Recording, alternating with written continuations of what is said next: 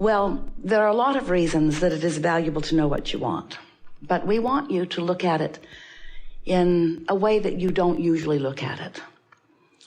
So, since you are source energy in these physical bodies, and since being that extension of source energy, you've been sifting through the details of life and coming to many conclusions about wanted and unwanted, you've been launching lots of rockets of desire.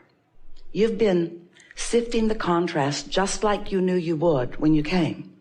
And you've been setting forth these rockets of desires, these powerful rockets of desires that have been accumulating in what we are calling your vortex of creation. Some of you have been listening to us and you really get what we're talking about. So since this vortex of creation has been accumulating, all of the desires that you have been identifying are already in place and have already achieved a state of being, a vibrational state of being. But what you want already is in that powerful vibrational sense. So since it already is, when we ask you, do you know what you are wanting? What we're really asking you to do is to focus yourself into compliance, isn't the best word, but into resonance with your desire. When you know what you want, it's not missing. There's not a missing feeling of it.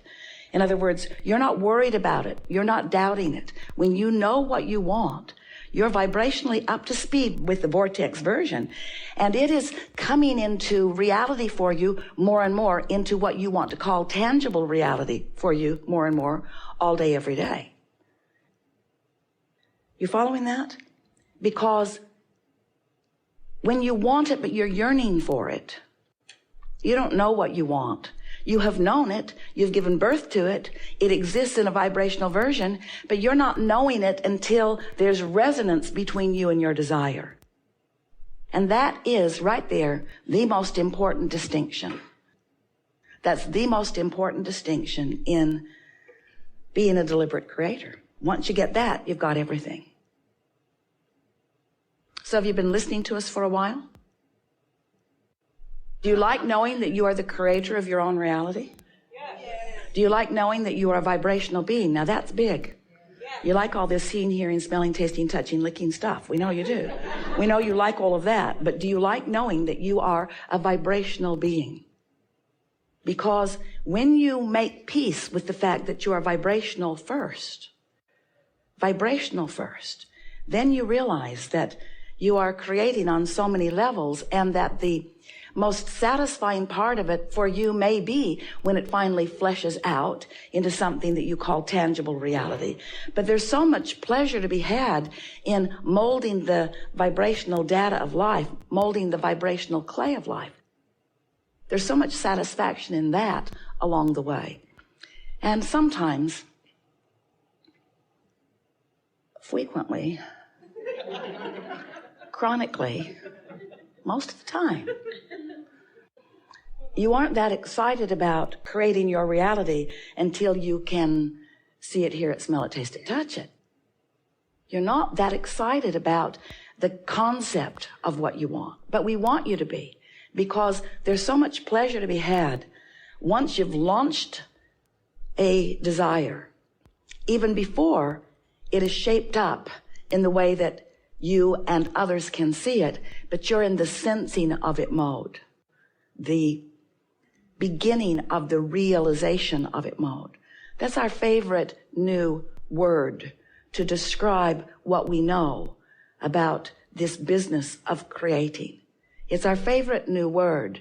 It's not new to you. It's new in the way we are expressing it in this unfolding of the laws of the universe. You've been sifting and sorting. You get that. Sift, sort, sift, sort, sift, sort. Know what you don't want, know what you do want, know what you don't want, know what you do want. That's all perfectly logical.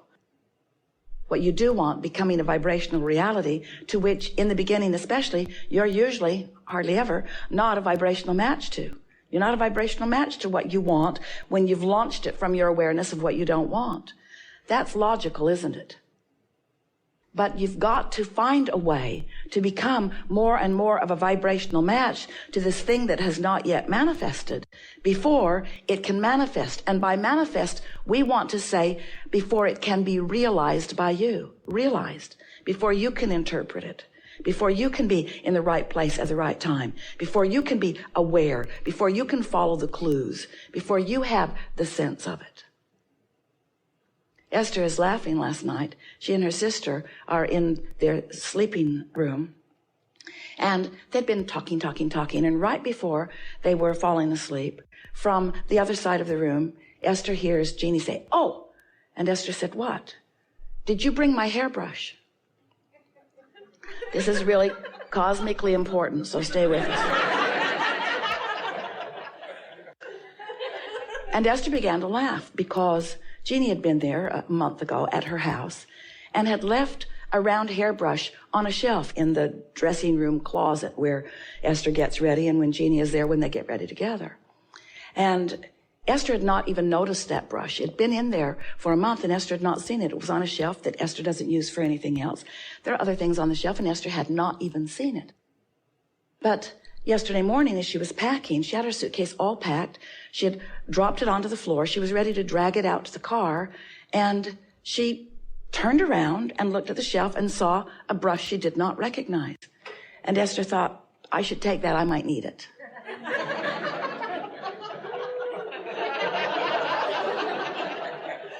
So she put it in her bag. And now, hours later, Jeannie is saying, "Did you bring my brush?" And Esther said, "Yes." And Jeannie said, "I was afraid you didn't get my email." Esther didn't get her email. She got her vibrational mail. She got her cosmic mail. She got her vibrational intention. And in a state of non-resistance. You are all communicating with one another, with this universe, with one another, with this universe, much more vibrationally than you are in any other way. You think you are so good the way you chat it up. You think these social medias, they are so inferior to your vibrational medias, you see.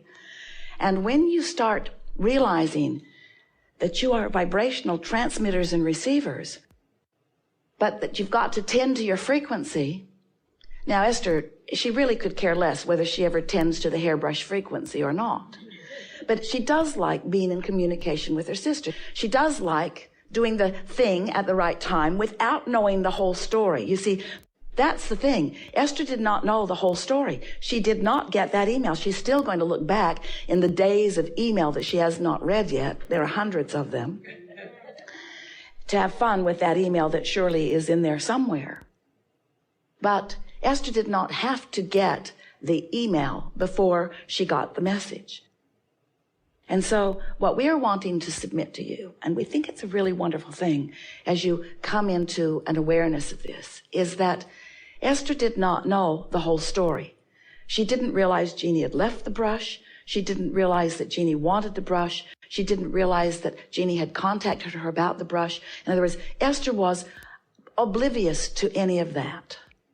Like you are often oblivious to the desires that you hold in any moment in time. They're not on your vibrational radar, so to speak. They're in your vortex. But if you are understanding that you don't have to hold fast in your mind everything that you've ever decided that you want, you don't have to consider all of that data and detail. Frankly, it would drive you a little nuts if you were trying to hold all the information in your mind. But if instead you would just know that the better you feel, the more resonant you are with that communication cloud in the sky. It's the V cloud, the vibrational cloud. There it is for you to tap into. Don't copyright that. If you get to it before Esther does, she'll be really, really mad at you. Soon, she'll just be talking with us all alone. There is this vibrational reality that once you learn how to tune to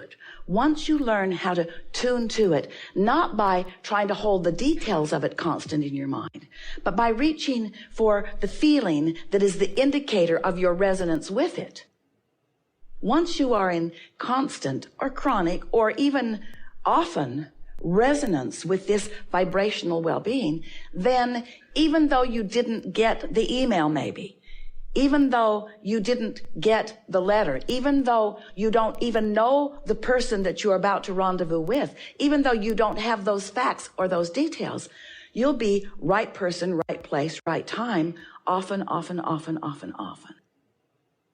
Because there is a vibrational version of how you are moving toward what's in your vortex. We offered this analogy a few weeks ago. And it is such a good analogy to help you to understand that you are offering these vibrations and that you are establishing, without knowing it, a vibrational platform or grid or point of attraction that is filling in. And that you have control over what fills in, not once the momentum of it begins, but before the momentum of it begins.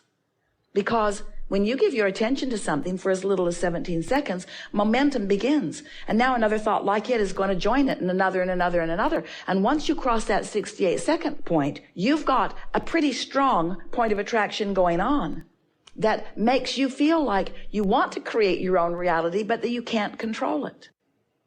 But the reason that you often believe that you cannot control your own reality is because you're not tending to your vibrational frequencies in the beginning of the day when you're fresh and clear.